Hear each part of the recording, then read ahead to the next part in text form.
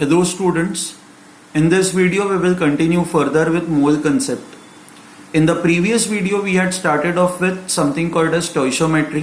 हम लोगों ने ये देखा था कि किसी भी केमिकल रिएक्शन को किस तरह से रीड करना, what do stoichiometric coefficients tell us, and based on that फिर हम लोगों ने आगे ये भी देखा था कि अगर जो one of the reactants is given to you, how do you find out the amount of products. फिर हम लोगों ने वो देखा था कि what is excess reagent, what is a limiting reagent. Okay. अब हम लोग आगे और आज so before we go on to the new theory what we are going to do is इसी स्टोइशियोमेट्री पे इसी कंसेप्ट पे we are going to solve more number of questions now. Okay, so now we will go on to the next question. So now the question is at 100 degree Celsius for the complete combustion of 3 grams of ethane the required volume of oxygen and the produced volume of carbon dioxide at STP will be how much? See, reaction is carried out at 100 degree Celsius. Okay. And जो products बन रहा है उनका जो volume आपको find out करना है, volume जो है वो आपको STP पे find out करना है. These are two different things. When I talk of STP, it is standard temperature and pressure, that is 0 degree Celsius and 1 atmosphere. Okay. But at 100 degree Celsius आप ये reaction carry out कर रहे हो. Now let's try to see कि ये 100 degree Celsius क्यों कह रहे हैं. Why are they saying 100 degree Celsius? Okay. So ethane जो है कंबशन रिएक्शन, आप लोगों ने कंबशन रिएक्शन जो है वो शायद 9th स्टैंडर्ड में पढ़ा हुआ है. कंबशन रिएक्शन का मीनिंग ही होता है बर्निंग. सो ईथेन जो होता है, ethane is C2H6. This is something that you already know. Ethane gas होता है. कंबशन मतलब it reacts with oxygen. On complete combustion आपको पता है अल्केन्स दो गैसेस प्रोड्यूस करते हैं. One is carbon dioxide, that is CO2 which is a gas, and H2O. Okay, now the thing with H2O is H2O कौन से state में होता है. So at less than 100 degree Celsius H2O liquid state में होता है. But इन्होंने कहा हुआ है कि reaction is taking place at 100 degree Celsius. 100 degree Celsius पे H2O वेपराइज हो जाएगा and it will also be in gaseous state. Okay, so this is also in gaseous state. अब आपको सबसे पहले तो ये करना है, what you have to do is you have to balance this reaction. अब आप इसको बैलेंस कैसे करोगे. नाउ बैलेंस करने के लिए you have 2 carbons 6, so you will have 3H2O ताकि हाइड्रोजन 6 हो जाए. एंड अब ऑक्सीजन कितने हो गए, 2 2s are 4 + 3 7, तो ये हो जाएगा 7/2. अब आपको दो चीजें पूछी गई है. आपको पूछा गया what is the volume of oxygen required of oxygen and CO2 at STP. So oxygen required and CO2 produced, ये आपको पूछा गया है. Okay, now what is given to you, आपको 3 grams of ethane दिया हुआ है. so mass of ethane दिया हुआ है. mass of C2H6 is given to you as 3 grams. ठीक है, अब सॉल्व करें इसको आगे. now वॉल्यूम एट STP पूछा गया है तो आपको ये रिलेशनशिप यूज करनी होगी ना. Volume is equal to 22.4 into n litres. तो पहले तो आपको number of moles find out करने पड़ेंगे. O2 के कितने नंबर ऑफ मोल्स है एंड CO2 के कितने नंबर ऑफ मोल्स है. Okay, now we know that according to this reaction आपके ये जो स्टोइशियोमेट्रिक कोएफिशिएंट्स है, स्टोइशियोमेट्रिक कोएफिशिएंट्स ऐसे हैं. 1 mole of this reacts with 7/2 moles of this to produce 2 moles of this and 3 moles of this. ये आपका reaction है, करेक्ट. अब हमारे पास what is the given quantity. If you want to find out the given quantity तो आपको मास of C2H6 पता है, आपको मोल्स चाहिए ना ताकि फिर आप ये फॉर्मूला यूज कर पाओ. So what is the given quantity. If mass of C2H6 is 3 grams, number of moles find out करना होगा हमें. So it is equal to mass upon molar mass. Mass is given to you as 3 grams. Molar mass आप calculate कर सकते हो. Carbon का atomic mass is 12, hydrogen का atomic mass is 1, so 12 2s are 24 plus 6 30. So molar mass will become equal to 30, so this becomes equal to 0.1. So now what we have is we have 0.1 moles of this. Okay, now you can see that if you have 0.1 moles of this, ये कितने moles होंगे, ये and ये. Okay, now in this case you can do it this way. So C2H6 and oxygen O2. When you have 1 mole of this, you have 7/2 moles of these are required. So when you have 0.1 moles of this 7/2, तो ये oxygen के कितने moles चाहिए होंगे आपको? तो आप बस रेशियो दे दोगे 1 divided by 0.1. This is equal to 7/2 upon number of moles of oxygen. So therefore number of moles of oxygen will be equal to 0.1 into 7/2. So 0.7/2, this is 0.35. Now if number of moles of oxygen required are 0.35, what is the volume of oxygen required at STP? Volume of O2 at STP, it is equal to 22.4 into number of moles of O2, 22.4 into 0.35. So now this becomes equal to, see आपको ना tables पता होने चाहिए, exam में आप calculator use नहीं कर सकते. You have to remember the tables. और कहाँ तक टेबल्स पता होने चाहिए? Ideally you should remember tables till 30.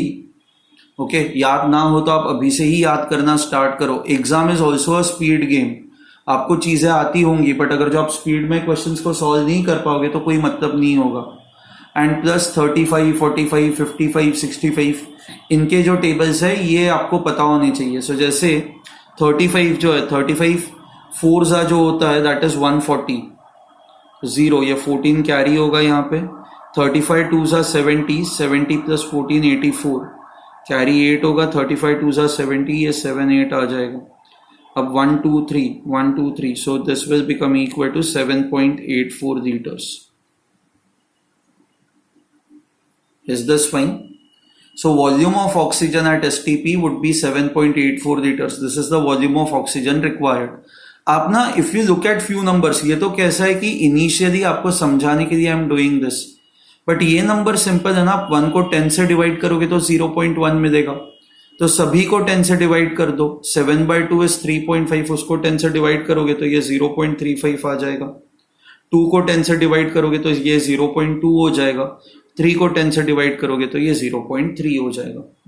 Okay, तो आपको अब CO2 के लिए इतना सब करने की जरूरत नहीं है. हाँ, अगर जो नंबर्स डायरेक्टली आप नहीं कर सकते तो आप इसी तरह से जाओगे एंड फिर रेशियो देके आप चीजें कैलकुलेट करोगे. बट जहां पे it is very very simple, you can directly do it. And by the same logic, now volume of CO2 produced at STP would be equal to number of moles, that is 0.2 multiplied by 22.4. So 22.4, so this will become 4.48 liters. ठीक है. So this is the volume of CO2 produced at STP. तो यहाँ पे directly ये सब नहीं हो सकता था, तो यहाँ पे वॉल्यूम फाइंड आउट करने के लिए पहले आपको number of moles find out करना था. Okay, we had to find out number of moles, and finding out number of moles was also not straightforward. The reason was mass of C2H6 was given to you. So first, using mass, you had to find out number of moles. Once you had the number of moles, then using this ratio analysis, we found out number of moles in these cases. Okay, and moreover, initially reaction was not given to you. So first you had to write down the reaction, then you had to also balance it.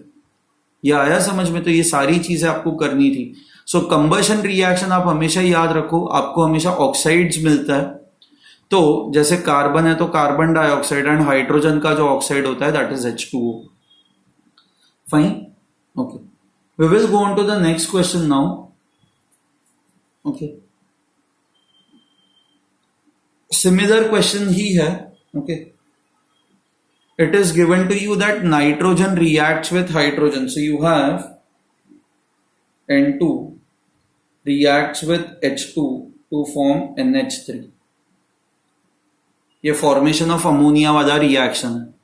Now यहाँ पे आप इसको balance कैसे करोगे? इसको balance करने के लिए N2, so if I make this 2, 3 2s are 6, तो ये 3, so this becomes a balanced reaction.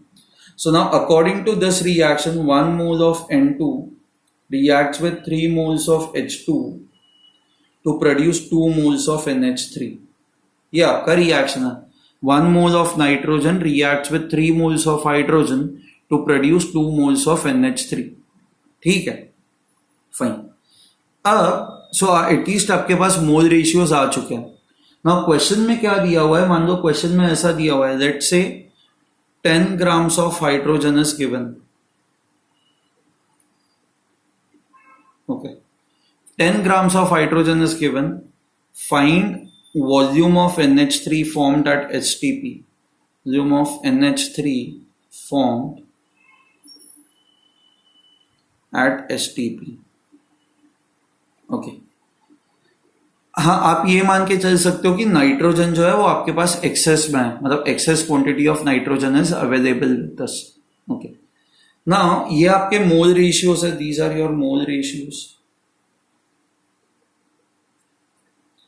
Now let's look at the given quantity. H2 के कितने मोल्स गिवन है हमारे पास? Number of moles over here would be equal to mass upon molar mass. Mass of H2 is given to you as 10. H2 का molar mass होता है 2. So 5 moles are given to you. So 5 moles are given to you. आपको volume of NH3 चाहिए। Volume of NH3 find out करने के लिए पहले तो आपको number of moles चाहिए होंगे। तो आपके number of moles यहाँ पे कितने होंगे? Now number of moles आप वापस ये ratio निकालोगे। So you H2 NH3, 3 moles of this produces 2 moles of this, so 5 moles of this will produce how many moles of NH3? That is what you need to find out. So let's call this as number of moles of NH3.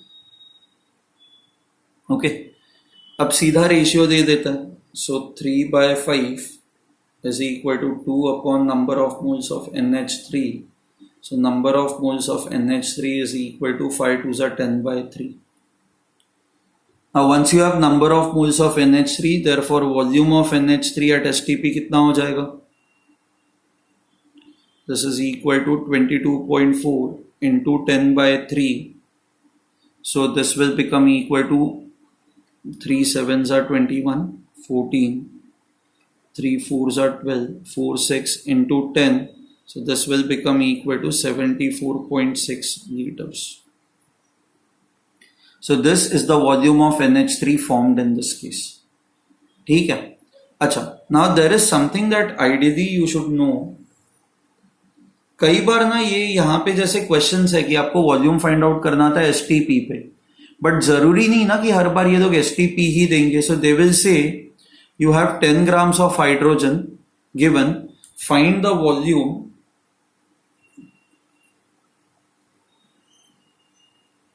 at 27 degrees Celsius and let's say 190, 380 mm of Hg. Now let me explain you what does this mean. Okay, now 380 mm of Hg ये pressure का unit होता है। Pressure का एक unit होता है atmosphere, जो मैंने आपको बताया हुआ है। Now there is another unit that is mm of Hg or cm of Hg. Okay. Now ये यूनिट कैसे आता है ये हम लोग बाद में देखेंगे। अभी बस ये मानो आप कि it is pressure of Hg, pressure of Hg नहीं, it is just the pressure, it is the unit of pressure. Okay, now आपको ये फाइंड आउट करना है कि volume of NH3 produced at this temperature and this pressure. See, you have 10 grams of H2. So 10 grams of H2 तो 5 moles, तो यहां तक तो आपका सब कुछ सेम ही होगा ना, यहां तक सब कुछ सेम होगा। So we have number of moles of NH3 that is equal to 10/3. Okay, आपके पास प्रेशर पता है, आपके पास this is temperature that is given to you, and आपको number of moles पता है, NH3 is a gas, तो आप आइडियल गैस इक्वेशन यूज कर सकते हो, that is P into V is equal to N into R into T. So volume is equal to N into R into T divided by P. Now when you are using this formula, your temperature has to be in kelvins. So आपका temperature पहले तो हम लोग Kelvin's में convert करते हैं. सो it is 27 degree Celsius. So 27 plus 273 ये हो जाएगा 300 केल्विन्स. ओके, आपको अब क्या क्या पता है? नंबर ऑफ मोल्स पता है 10/3, आर की वैल्यू पता है 0.082, टेम्परेचर पता है 300 kelvins. Pressure should be in atmospheres. Now pressure को आप एटमॉस्फियर्स में कैसे कन्वर्ट करोगे? आपको अगर जो mm ऑफ Hg में दिया हुआ है, mm ऑफ Hg आपको बस 760 से डिवाइड करना है and this will turn into atmospheres. So यहाँ पे 380 mm ऑफ Hg दिया हुआ है, आप इसको 760 से डिवाइड कर दो. So this will become equal to 0.5, that is 1/2 atmospheres. ठीक है, ये कन्वर्जेंस कहां से आता है ये हम लोग we will look at it later. अभी बस ये मान के चलो कि mm ऑफ Hg अगर जो ऐसे दिया हुआ है एंड इसको आपको अगर जो एटमॉस्फियर्स में कन्वर्ट करना है तो you have to divide it by 760. Okay, कई बार ये लोग आपको प्रेशर जो है वो सेंटीमीटर्स ऑफ Hg में देंगे. So if it is given to you in centimetres of Hg तो pressure then will be centimetres of Hg. इसको आपको एटमॉस्फियर में कन्वर्ट करना है तो divide this by 76. So this will get converted into atmospheres. Pressure अगर जो आपको न्यूटन पर मीटर स्क्वायर में दिया हुआ है जिसको पास्कल्स कहता है तो डिवाइड दैट बाय 10⁵ तो आपको ये आंसर मिल जाएगा एटमॉस्फियर्स में. तो आपको हमेशा प्रेशर एटमॉस्फियर्स में देख के आना है. ठीक है, ये कन्वर्जेंस आपको याद रखना है. सो आपका प्रेशर जो दिया हुआ है that is half atmosphere. So अब आपको प्रेशर भी पता है तो अब वैल्यूज पुट करना स्टार्ट करें. Number of moles is 10/3, R is 0.082. तो रफली हम लोग 0.08 दे देंगे. ठीक है, कैलकुलेशंस के लिए ताकि सिंपल हो जाए कैलकुलेशंस. टेम्परेचर आपका 300 है, एक काम करते 0.082 दे देता. टेम्परेचर आपका 300 केल्विन्स है. सो this will be 300 divided by आपका प्रेशर जो है that is 1/2. So now this will become 3 1s 300s 100 into 10,000 1 2 3 ये 3 डेसिमल प्लेसेस आगे आ जाएगा. दिस विल बिकम 82 एंड ये 2 ऊपर चला जाएगा. So this will now become equal to 164 liters. So volume of 10/3 moles of NH3 at this temperature and this pressure will be 164 liters. वही volume STP पे कितना था? 74.6. तो आपको समझ में आया? अगर जो STP पे पूछा जाए तो सीधा 22.4 इंटू N कर सकते हो आप. बट अगर जो किसी और टेम्परेचर और प्रेशर पे पूछा जाए तो आपको ये यूज करना होगा. This is what you will have to use. And ये कन्वर्जेंस प्लीज याद रखो, ये आपके फॉर्मूला शीट में चले जाएंगे 1 2 एंड 3. ठीक है, fine. Now we will go on to the next question.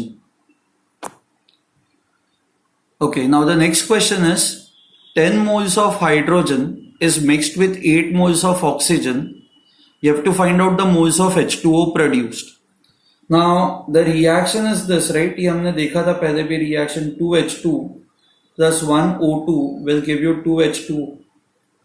So ideally hydrogen and oxygen they react in the ratio of 2:1. So for every 2 moles of hydrogen we need 1 mole of oxygen. तो इनका जो mole ratio है ये 2:1 होना चाहिए. I can write H2 and O2 react in the ratio of 2:1. Okay, ये mole ratio है, ये mole ratio. Okay. Now if you see over here 10 moles of hydrogen are given to you and 8 moles of oxygen are given to you. यहां पे अगर जो आप इनके moles का रेशियो लोगे तो 10:8 दैट इज 5:4 आ जाएगा. Now that ratio is different from this ratio. Okay, इसको हम लोग कहेंगे आइडियल रेशियो या reacting ratio.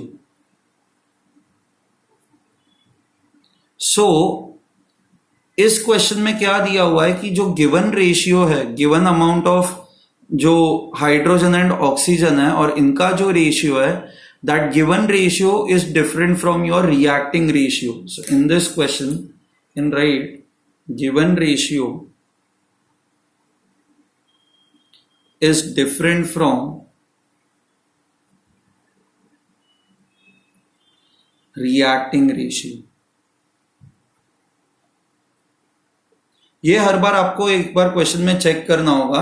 Whenever the information about reactants is given to you, तो हमेशा देखो कि whether given ratio and reacting ratio ये same है या different है.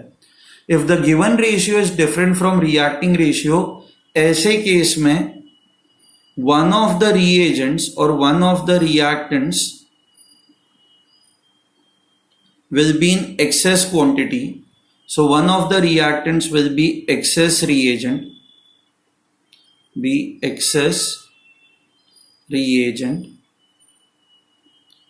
and another reagent and another reactant जो रिलेटिवली कम क्वांटिटी में प्रेजेंट है, दैट बिकम्स लिमिटिंग रिएजेंट. ठीक है, it becomes your limiting reagent. One last point that you need to remember over here is amount of product formed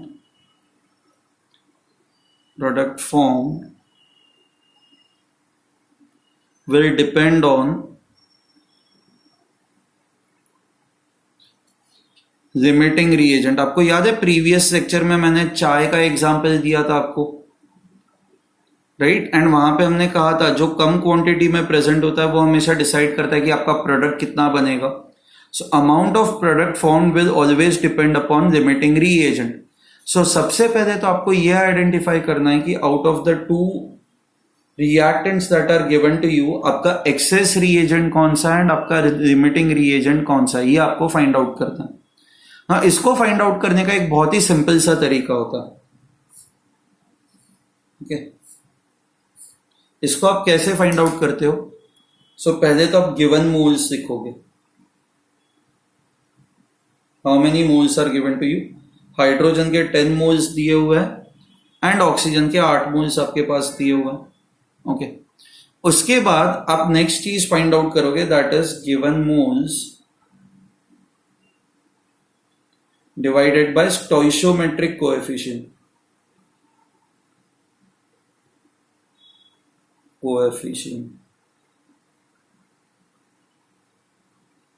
इसको हम लोग short में ऐसे लिखेंगे, given moles are n divided by stoichiometric coefficient, that is SC. So if we do this, given moles are 10, stoichiometric coefficient is 2, so this number becomes 5. Given moles are 8, oxygen का stoichiometric coefficient is 1, so this is equal to 8. अब out of these two numbers, जो छोटा number होता है वो decide करता है limiting reagent कौन सा है. सो 5 and 8 में 5 is a smaller number, and because 5 is a smaller number, hydrogen becomes your limiting reagent.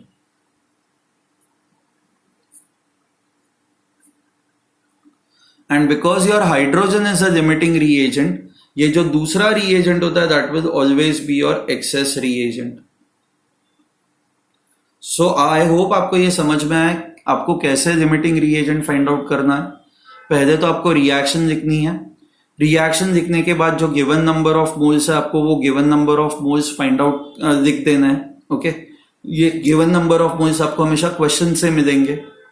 फिर आपको गिवन नंबर ऑफ मोल्स को स्टोइशियोमेट्रिक कोएफिशिएंट से डिवाइड करना है. सो 10 divided by 2 and 8 divided by 1. आपको जो फाइनली जो दो नंबर्स आते हैं आपको उनको कंपेयर करना है.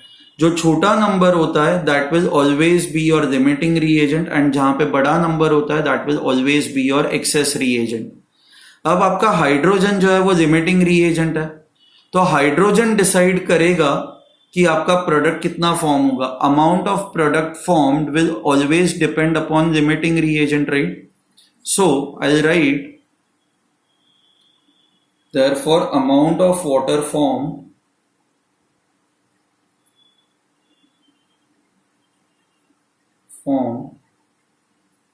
will depend on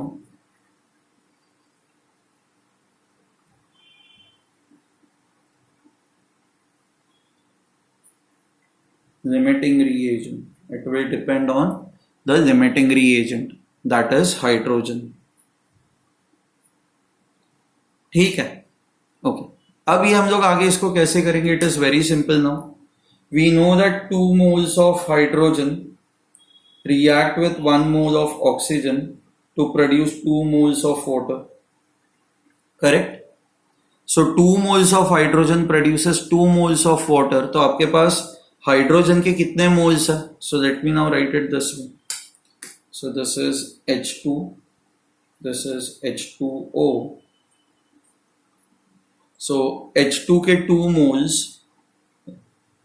2 moles of H2 produce 2 moles of H2O.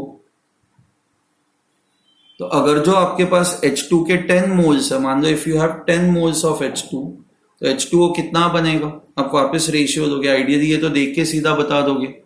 2 produces 2, so 10 will produce 10. But आप रेशियो देके भी निकालोगे तो moles of H2O produced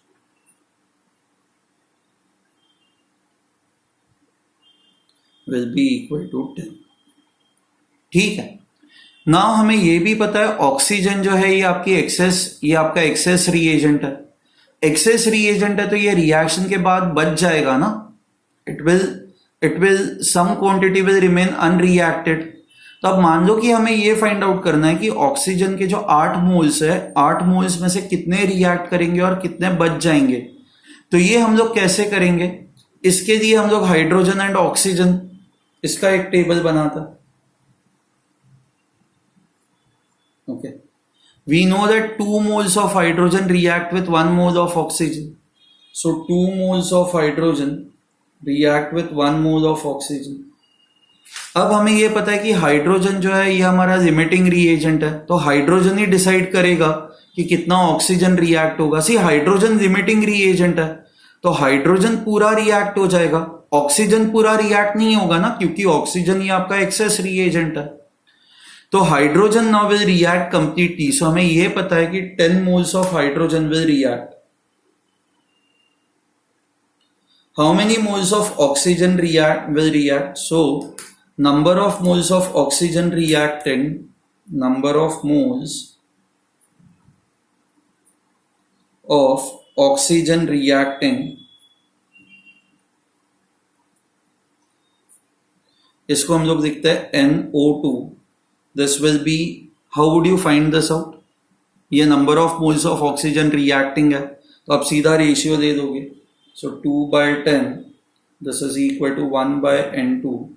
So N2 NO2, this will be equal to 5 moles.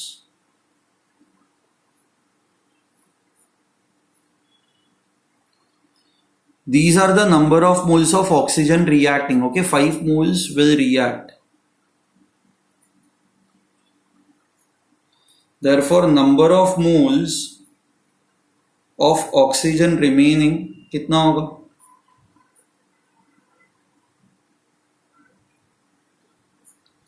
Now, number of moles of oxygen remaining will be equal to total moles were 8. 8 में से 5 moles have reacted. So 8 में से 5 will react. So how much will remain? 3 moles will remain. 3 moles will remain. ठीक है, तो आपको ये आया समझ में? सो सबसे पहले तो आपको जो है वो लिमिटिंग रिएजेंट फाइंड आउट करना है. एक बार आप लिमिटिंग रिएजेंट फाइंड आउट कर देते हो तो लिमिटिंग रिएजेंट ही हमेशा पूरा रिएक्ट कर जाता है. Limiting reagent reacts completely.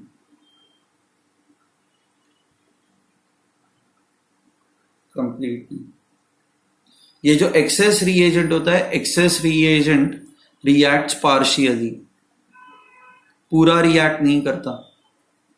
Okay, and product form will always depend upon your limiting reagent.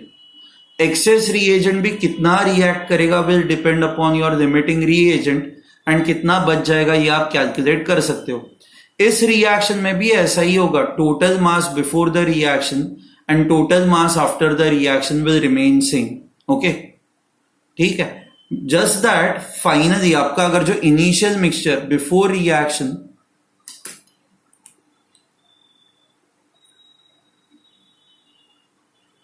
आपका मिक्सचर ऐसा होगा 10 moles of H2, 8 moles of O2. So total mass कितना होगा 10 into mass of H2 is 2 plus 8 into mass of O2 is 32.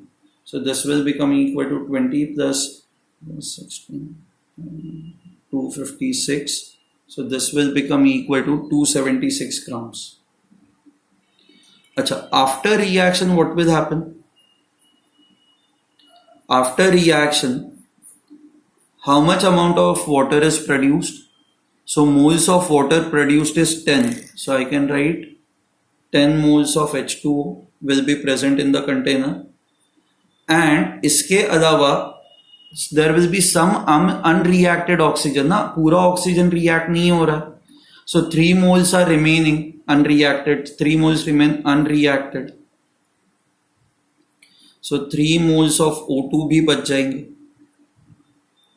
अब total mass देखिए यहाँ पे 10 moles of H2O. H2O का मोलार मास होता है 18 plus 3 moles of O2. O2 का मास होता है 32. So this is 180 plus 32 3s are 96. So this is 276 grams. So you can see that total mass before the reaction and total mass after the reaction is same. इसमें कोई फर्क नहीं पड़ता. ठीक है. अगर जो आपको टोटल हाइड्रोजन एटम्स देखना है total, so 10 2s are 20, 8 2s are 16 oxygen atoms है. यहाँ पे भी hydrogen atoms 10 2s are 20 and oxygen atoms कितने होंगे 10 into 1 10 plus 3 into 2 6. So 10 plus 6 16. So even number of atoms will be balanced. Okay. Please go through this example once again. This example is very very important. अब इसके बाद मैं क्या करूंगा कि I'll send you some solved examples. You have to go through those solved examples and आपको जो जो चीजें समझ में नहीं आती वो आप मुझे पूछ लोगे. ठीक है? Fine. We will end this lecture over here. Okay. Bye everyone.